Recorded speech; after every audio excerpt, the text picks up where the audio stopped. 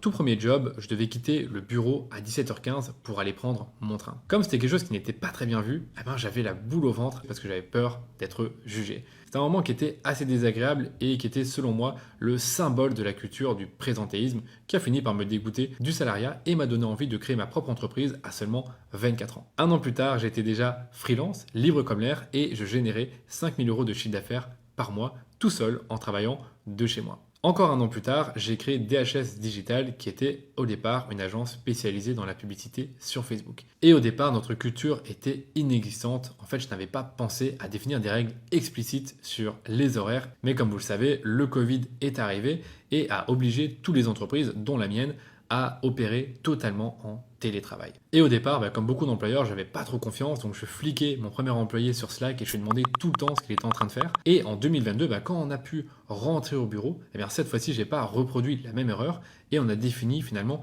une sorte de règle de notre culture d'entreprise, c'est que on est une agence qui est remote first, c'est-à-dire que le mode de travail principal, c'est le télétravail et chaque personne est libre de travailler d'où elle veut et quand elle veut. Et vous savez quoi? L'entreprise continue de tourner, tout le monde est productif et pour moi c'est une vraie réussite parce que j'ai créé l'entreprise dont je rêvais il y a 6 ans quand j'ai commencé à travailler, c'est-à-dire une entreprise moins bureaucratique et avec moins de règles afin que chacun s'y sente bien et ait envie de se lever chaque matin pour faire bouger les choses.